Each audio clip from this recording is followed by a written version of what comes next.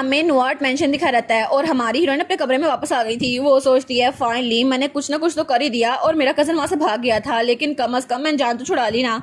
और वो सोचती है मैंने सारे के सारे अर्जेंट मैटर को देख लिया है, अब मुझे फिक्र करने की जरूरत नहीं है। और वैसे भी जब तक वो रिलेटिव्स मेरे पास नहीं आते तब तक मुझे अपने भाई की फिक्र करने की जरूरत है। उनके पैसे का कुछ ना कुछ तो करना ही होगा ना, लेकिन मुझे कुछ ऐसा करना होगा जिसकी वजह से भाई के पैसे डबल हो जाएं। लेकिन जब तक ग्रैंडपा नहीं आते तब तक ये सब कुछ मुझे संभालना होगा। और ग्रैंडफादर, उनको सच में एक प्रॉब्लम का सामना करना पड़ेगा। जैसे ही वो यूलियन के एक्सीडेंट की खबर सुनेंगे वो वापस आएंगे, लेकिन उनके रास्ते में वहां पर बहुत ज़्यादा पत्थर गिरे होंगे और जिसकी वजह से उनकी टांग वो जख्मी हो जाएगी और वो वापस नहीं आ सकेंगे। लेकिन मेरी पुरानी लाइफ में आखिर में वो मेंशन तब लौटे थे जब यूलियन वो मर चुका था और मैं चाहती ऐसा दोबारा हो, इसलिए मुझे कुछ ना कुछ करना होगा ताकि ग्रैंडफादर वो जितनी जल्दी हो सके उतनी जल्दी वापस आ जाए। और मुझे ग्रैंडफादर की भी टेंशन लेनी होगी। वो सोचती है पता नहीं कैसे, लेकिन मुझे इस फैमिली में इन्फ्लुएंस बढ़ाना होगा। और तब वो कहती है अगर मेरा भाई फिर से शुरू करे तो वो फिर से काउंट फैमिली का हेड बन सकता है। और इस तरह उसने तो 5 सालों में ट्रेनिंग की थी ना, तो मे बी वो फिर से स्टार्ट कर सकता है ना। और मेरे भाई को इस नॉर्ट फैमिली का कंट्रोल लेना ही होगा। मैं उसके साथ फोर्सेस ज्वाइन करूंगी और टेम्पल को नीचे गिरा दूंगी, क्योंकि चाहे कुछ भी हो जाए मुझे यूलियन को प्रोटेक्ट करना है और टेम्पल को नीचे गिराना है। और दूसरी तरफ हमें वो ही कजन उसका दिखाया रहता है। वो कहता है मुझे माफ कर दे फादर, मुझे पता नहीं था और मैंने कभी इमेजिन भी नहीं किया था यूलियन सारी की सारी दौलत अपनी बहन को दे देगा। तो उसका फादर चिल्ला कहता तुम्हें पता भी है मैं उस सारी प्रॉपर्टी का वारिस बनने वाला था, वो अभी वो सारी चीजें मुझ पर इंटरेस्ट करने वाली थी और तुम्हारी वजह से वो सब कुछ खत्म हो गया।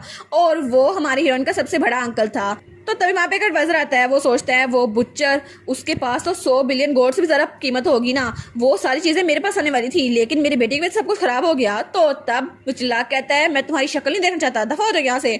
तो उसका बेटा वहां से रोते हुए जा रहा था, तभी वो चेयर पे किक करता है और कहता है डैम इट, अगर वो पैसे मेरे पास होते तो मैं अपना सारा कर्जा उतार देता एक वक्त में ही, लेकिन मुझे उस रकम को खुद बटोरना होगा इससे पहले कि फादर वापस आ जाएं, और मुझे अपने बहन भाइयों से जल्दी उसको करना होगा वरना कुछ भी हो सकता है। तो चिल्ला कहता है जल्दी करो और कुछ ऐसा करो जिसकी वजह से फादर की रिटर्न डिले हो जाए, चाहे तुम्हें जो कुछ मर्जी करना पड़े, चाहे कोई ब्रिज गिरा दो, चाहे कैरेज का एक्सीडेंट करवा दो या कुछ भी करो, लेकिन अगर फादर यहाँ पे पहुंच गए तो मैं तुम्हें छोड़ूंगा नहीं।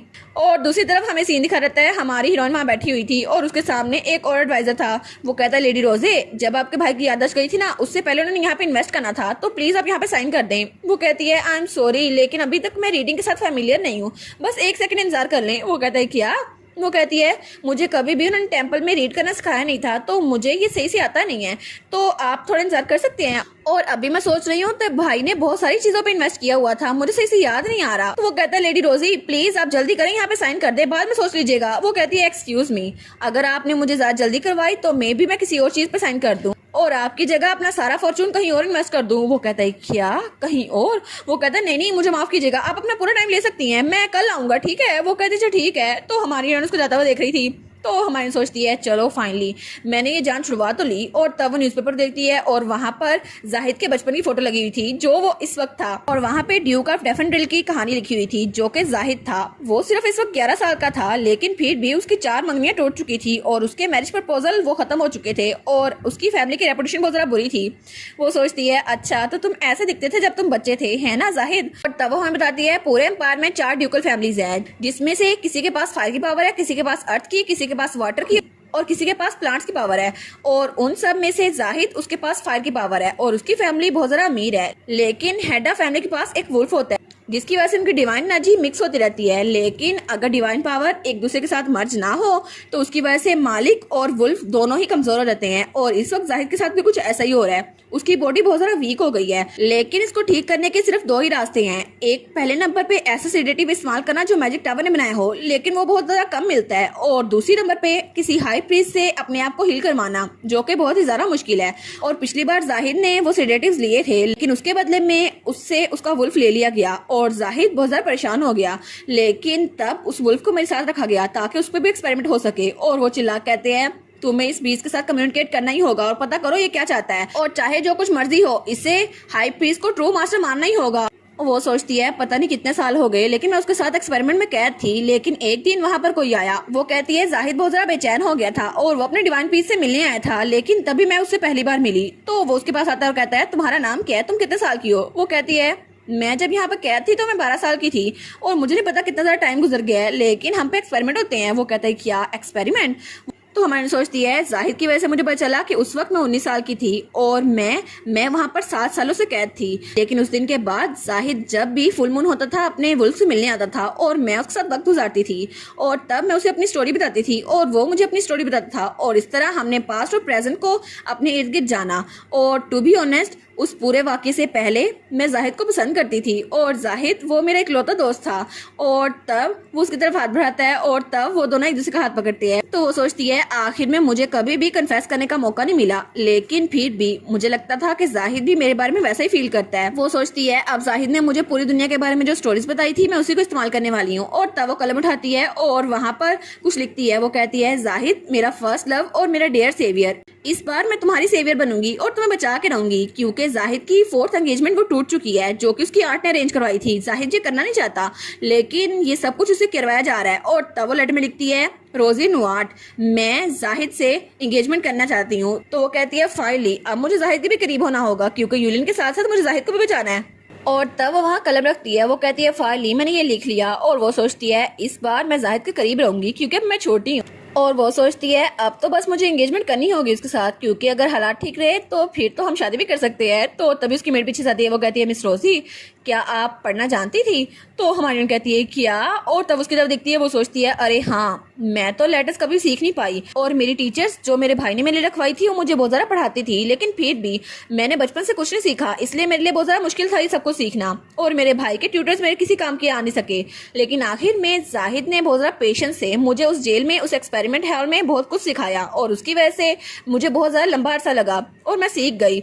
और ये हेडी के लिए नेचुरल है कि उसे लगे मुझे पढ़ना नहीं आता। वो कहती है वेल तुम्हें पता है ये एक सीक्रेट है बाहर वाले वर्ल्ड के लिए, क्योंकि मैं चाहती हूँ मेरे रिलेटिव्स को पता ना चले कि मुझे रिलेटिव्स की पहचान है। वो कहती है oh my God of course my lady, बिल्कुल बिल्कुल। वो हमारी कहती है तो तुम्हें इसे सीक्रेट रखना होगा। वो कहती है जी माय लेडी ऑफ कोर्स मैं ऐसे ही करूंगी। तो हमारी कहती है ठीक है अब भाई के पास चलते हैं। और तब वो लोग वहां जा रहे थे, लेकिन तभी उसके सामने उसका वही कजन आता है। तो वो कहती है क्या? और तब वो देखती है तो उसने वही कपड़े पहने हुए थे। तो वो कहती है क्या इसने फिर से वही फाइबर पहना हुआ है, हालांकि मैंने इसको पॉइंट आउट भी किया था। तो तब उसका कजन उसको देखता है और वो डर जाता है। तो मैंने सोचती है इसको तो फैमिली प्रिंसिपल से ज्यादा ट्रेंड्स की फिक्र पड़ी हुई है, इसने ये कपड़े पहने हुए हैं। तो वो जल्दी से वहां से भाग जाता है। वो कहता है अहम अहम। तो मैंने सोचती है अब मुझे कुछ बोलने नहीं वाला। तो लगता है इसको बहुत ज्यादा डांट पड़ी होगी अपने डैड से। तो उसकी मेट कहती है माय लेडी आजकल तो वो बहुत ज्यादा काम लग रहा है, मुझे लगता है कि अब वो सुधर रहा है। तो मैंने कहती है हाँ बिल्कुल मेरी वजह से वो ग्रो अप हो रहा है, मेरी वजह से है ना।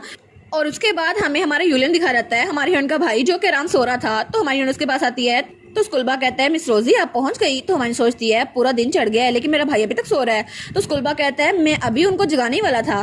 तो तब हमारी कहती है ये है स्कूलबा नोडियक। और तब वो सोचती है ये मेरे भाई का चाइल्डहुड फ्रेंड है, लेकिन फिर भी मेरे भाई ने इसकी बहुत ज़्यादा तारीफें की थी। और तब वो कहता है स्कूलबा का पता है ना तुम्हें, उसको बहुत ज़्यादा अच्छे से सारी नॉलेज है और वो मॉडल स्टूडेंट था और मेरी वजह से उसने कभी भी स्कूल स्किप नहीं किया और वो बहुत ही ज्यादा ज़हीन है। और तुम्हें पता है हमेशा वो परफेक्शन चूज करता है और उसको सबसे ज्यादा चीजें क्यूट पसंद है, चाहे वो बिल्ली हो या कोई और चीज हो। तो स्कूलबा मेरा सबसे बेस्ट सबॉर्डिनेट है और एक बार वो किसी के साथ लॉयल हो जाए तो उसे एक्नॉलेज करके रहता है। तो मुझे लगता है कि वो हमारी रोजी को भी अच्छे से ट्रीट करेगा। तो अगर मुझे कुछ हो जाए तो तुम उस पर पूरा यकीन रख सकती हो।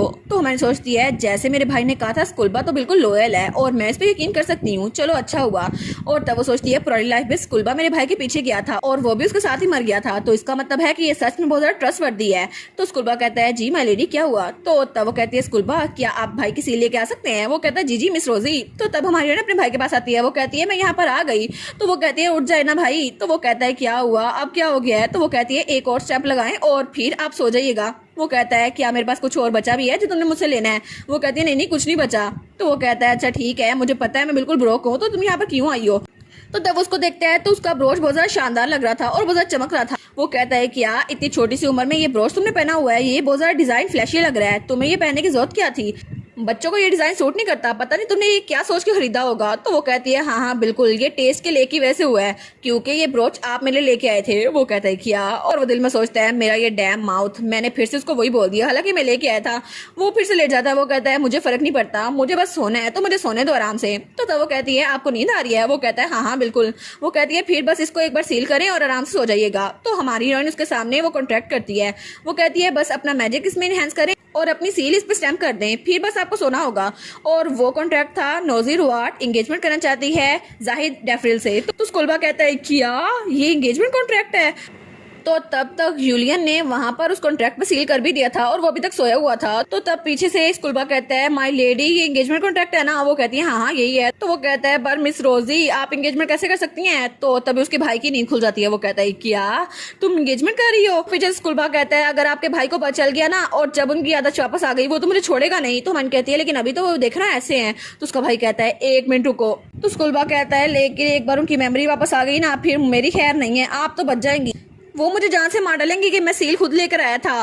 तो तभी उसका भाई उसको कहता है क्या तुम मुझे बताए बगैर एंगेजमेंट करने की कोशिश कर रही हो। आखिर तुम इतनी छोटी हो एंगेजमेंट कैसे कर सकती हो। तो तब वो अपने भाई के कंधे पे हाथ रखती है और कहती है भाई आपको ऐसे ही बिना पढ़े किसी भी डॉक्यूमेंट पे स्टैंप नहीं करना। आगे से इस बात का ध्यान रखिएगा क्योंकि मैंने आपको यही सिखाने के लिए किया है। तो वो कहता है क्या। तो वो कहता है मुझे कंफर्ट करने का ट्राई ना करना, इसकी वजह से बड़ा मसला खड़ा हो जाएगा। तो मन कहती है आप गुस्सा क्यों हो रहे हैं कि मैं आपको कंफर्ट कर रही हूँ। भाई वैसे भी आपके सोशल स्किल्स तो आपकी मेमोरी के साथ ही चली गई हैं। तो तब स्कूलबा कहता है क्या मिस रोजी ये एंगेजमेंट ये एक प्रपोजल है ना, ये लाजमी नहीं है कि ये पूरा हो। वो वहां से मना भी कर सकते हैं। तो आप ये सिर्फ फैमिली को इन्फ्लुएंस बढ़ाने के लिए कर रही हैं है ना। तो मैंने सोचती है हाँ डेफिनेटली इसको यही लग रहा है लेकिन चलो। वो कहती है बिल्कुल मैं करंट पॉसिबिलिटीज को देख रही हूँ तो मे भी ऐसा हो या ना हो मुझे इसका पता नहीं है। तो स्कूलबा कहता है चलो शुक्र है कम अज कम ये कंफर्म नहीं होने वाला। ऐसे भी उस फैमिली को बहुत सारा मैरिज प्रपोजल मिलते हैं तो आपका नाम मेंशन हो ये भी बहुत ज्यादा गनीमत है। तो तभी यूलियन सोचता है पता नहीं यहाँ पर हो क्या रहा है मुझे तो समझ नहीं आ रही। तो हमारी कहती है भाई बस इग्नोर करे सिर्फ सो जाए आराम से और मैं लंच में दोबारा आऊंगी। तो वो कहता है क्या लंच में। तो हमारी वहां से जा रही थी। वो कहता है क्या तुम दोबारा से मुझसे मिलने आओगी। वो कहती है ऑफ कोर्स मैं आपसे मिलने आऊंगी, आप मेरे भाई है ना। और फिर वो जाते हुए कहती है क्योंकि मैं आपसे मिलना चाहती हूँ क्योंकि आप मेरी फैमिली है इसलिए। तो यूलियन कहता है क्या इस बच्ची को सच में मेरी फिक्र है। और दूसरी तरफ सीन चल होता है और हमें सोलोम एरिया के इर्द गिर्द का सीन दिखा रहता है जहाँ से दो घोड़े गुजर रहे थे।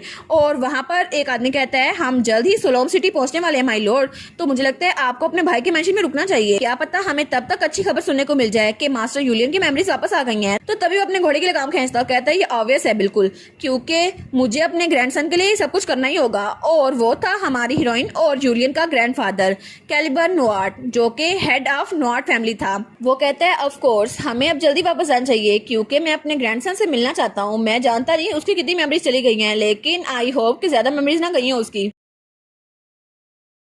और इसी के साथ ये वाला पार्ट यहीं पर ख़त्म। तो आप लोग बताइएगा आप लोग को ये पार्ट कैसा लगा और वीडियो को लाइक और चैनल को सब्सक्राइब लाजमी कीजिएगा। बाकी वीडियोस का लिंक भी स्क्रीन पर नज़र आ रहा होगा तो काइंडली उनको भी चेकआउट कर लें। और thank you so much for watching my videos. Stay safe, bye bye.